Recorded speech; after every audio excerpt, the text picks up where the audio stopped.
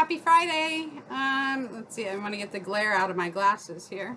I just wanted to say hello and check in with you guys and just kind of let you know what's going on. I'm going to go over some DBT skills today and show you some of the work that I've been doing with my watercolors and with my creative fun, just painting for fun, not to be sold or anything. And maybe I'll go get one of my new paintings that is for sale.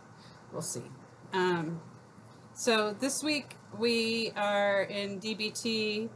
We're going over, we're in distress tolerance, in the distress tolerance module. And the skills that we're going over are the stop skill. And my life used to be run by my emotions. I would react to every situation and with my emotions and not think before I reacted. I didn't respond, I reacted. And that led for a very chaotic lifestyle and a lot of ending of relationships and quitting of jobs and moving of apartments or houses or leaving cars. You know, if I was done, if I got in a kerfuffle, I would just quit and just run away and didn't think about what I was doing and the consequences or the ramifications of that, which led for 30 years of chaos. But this is my second time in DBT. I finished 2 modules before, but then I had to quit because my insurance changed, which really sucked. And it's taken me 5 years to get back in. So we're in distress tolerance, and we're going over the stop skill. And the S is for stop. Do not just react. Stop. Freeze. Don't move a muscle. Your emotions may try to make you act without thinking. Stay in control. And so you can think about this when you're getting emotional and you can feel your blood boiling and you can feel like you're being attacked or you're being put down or degraded in some way, offended in some way, and your emotions just want to explode. Try to think of that at the same time of stop. Just freeze right where you're at and don't react. Just take a moment. The next one is take a step back, and physically take a step back and put your body in a stepping back motion, and that will help you to reframe your thinking. I'll take off my glasses in just a moment, but so the T is for take a step back, take a break, let go, take a deep breath, breathe in deep, and hold it breathe in for a count of 4, hold it for a count of 4, and breathe out for a count of 4. And that'll help. And then observe what is really going on. Don't emotionally think about what's going on. Actually observe, look with your eyes, and see what is going on, what is actually happening here. It says, notice what is going on inside and outside of you. What is the situation? What are your thoughts and feelings, and what are others saying and doing? To really take an objective look, and are you really being attacked, or do you just feel like it? Is somebody just trying to give you constructive criticism and you're not liking it? Or is somebody else out of control and you're just responding to their chaos? And then P, proceed mindfully. Act with awareness. Decide what you're going to do. Make a choice in doing what you want to do. And some of the ways that you can work this out are, if you can do a pros and cons, and acting on a crisis urges, like when I feel offended, I instantly snap and yell. I just go from 0 to 1,000 yelling in less than half a second.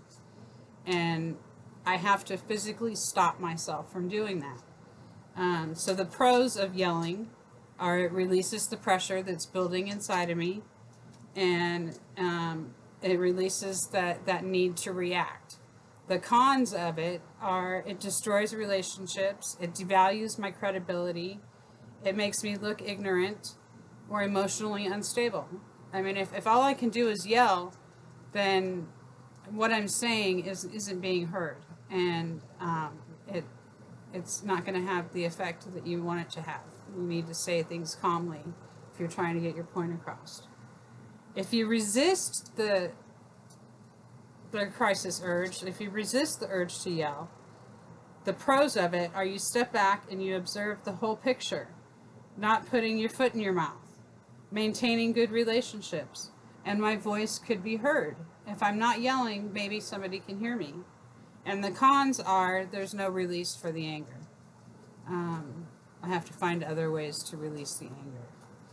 And so what we are doing this week is just keeping a journal of our crisis skills and write down when did you practice the skill and what did you do to the practice. And then what was the crisis about? What was preceding the needing of the skill? Why did you need to use this stop skill? Amount of time practicing the skill. How long did you stop for? And your level of distress tolerance. 0 being I can't stand it, 5 being I can definitely survive. And your emotions. Negative emotions from 0 to 100 and positive emotions from 0 to 100. And then conclusions or questions about the skills practice. And so we're just keeping a journal of that throughout the week. And I haven't used mine because I haven't had any need to yell. I'd like to yell at the air conditioner for breaking when we had a monsoon storm the other night, the first of the season.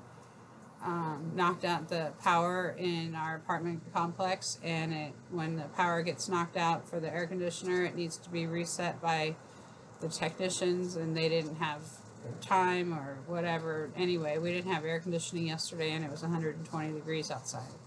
So my apartment was hot, and right now it's hot. I'm not feeling the air conditioning at all again. But yelling isn't going to get me anywhere, so why do it? It just gets me upset. So that's the DBT skill that I'm working on. And the DBT skills sound really simple. They sound like common sense.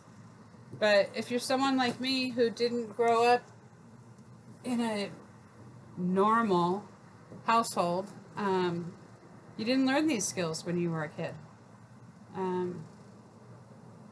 I just never learned them. And so I have to learn them now at 55 years old. And I think these skills should be taught in elementary school, and that it should be worked into all of the curriculum so that people can have distress tolerance skills at the age of 5 instead of 55. It would have saved me a lot of heartache and pain and depression and anxiety. So let's move on from there. We are stopping the stop skill, and we're moving on to what I'm working on. So this is my first warm-up piece of work that I did. It was just a warm-up piece. And it says here, so you have to pick a word for the year. And my word is intention. I want to do everything intentionally. I don't want to just live happenstance, reacting like a pinball, reacting to everything that I bump into. So mine says do the right thing. It has intention right here. And this one says life worth living. And this one says purpose. And this one says creation. And this one says meaningful. Can't barely see it. And it's basically just a warm-up piece just to get me started and going and in the painting mood.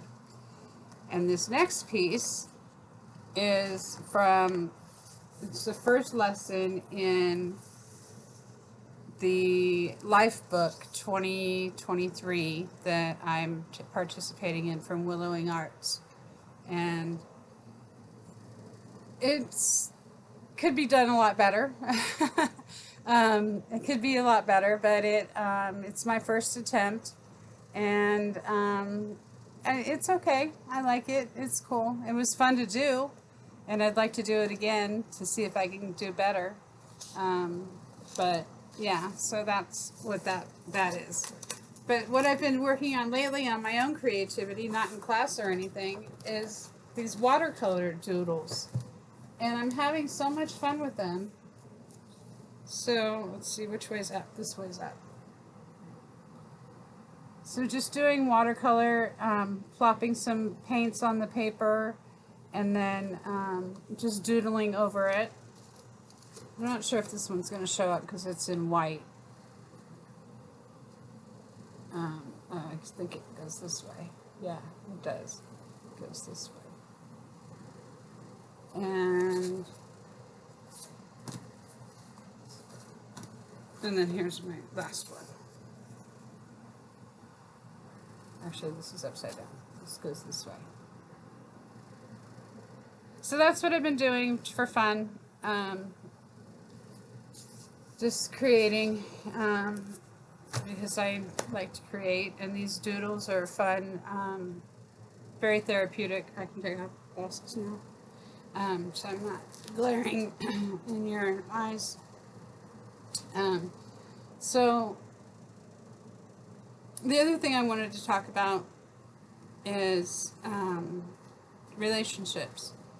And relationships take work. And you may not feel like talking all the time.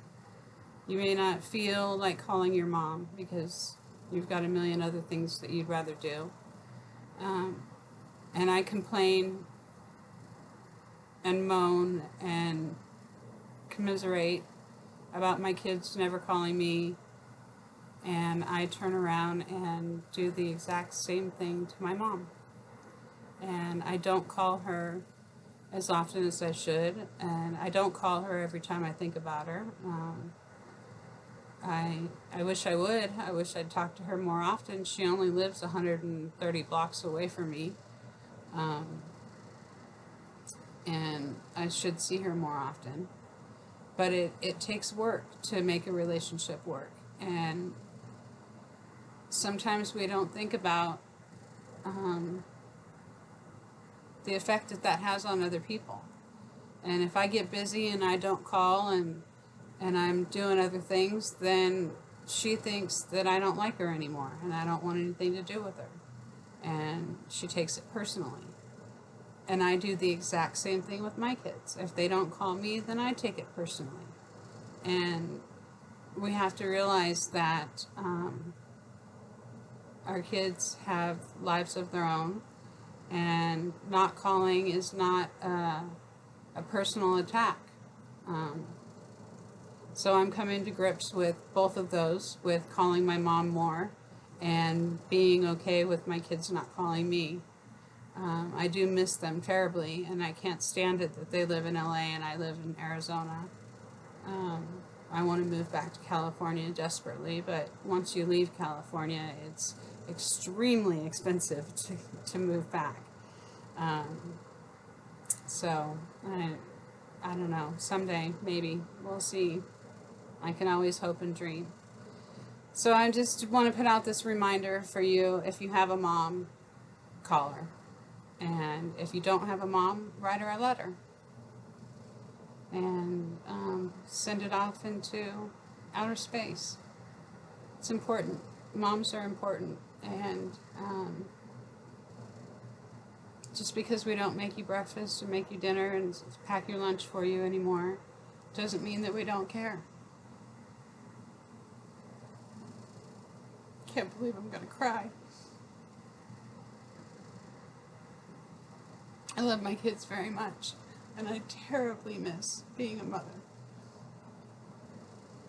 And it gave me purpose, and finding a new purpose has been very difficult for me. My youngest turned 18 when I turned 40, and that was 15 years ago, and I've been a wreck ever since. I wouldn't say I'm a wreck anymore, But it's been 5 years of me really working hard on not being a wreck and really trying to find a meaningful purpose for my life. And it's difficult, and it's lonely, and it's a battle to fight the isolation. That's part of why I'm starting this channel. I'm hoping that I can create some sort of community with other people out there, men or women, that are struggling with growing older gracefully and finding meaningful purpose and enjoying art and learning better ways to do things. So I'll just wrap this up now, and then I'll go cry in private. But so DBT skills is stop when you are becoming overwhelmed emotionally. Stop, take a step back, observe what's really happening and what's really going on with a non-judgmental mind, and then proceed mindfully. Make choices and proceed with intention instead of just reacting like a pinball. And grab your watercolors and drop some ink on a paper and start doodling. It helps. It gives me something to do. And these are actually postcards, but I always get the back sturdy, so I don't know if I'm going to mail them out or not. But I was thinking about mailing my kids one, just to say hi. So that's it. It's Friday, and I'm going to go for now. I need to turn my air conditioner back on, but it's so loud that you can't hear on the video.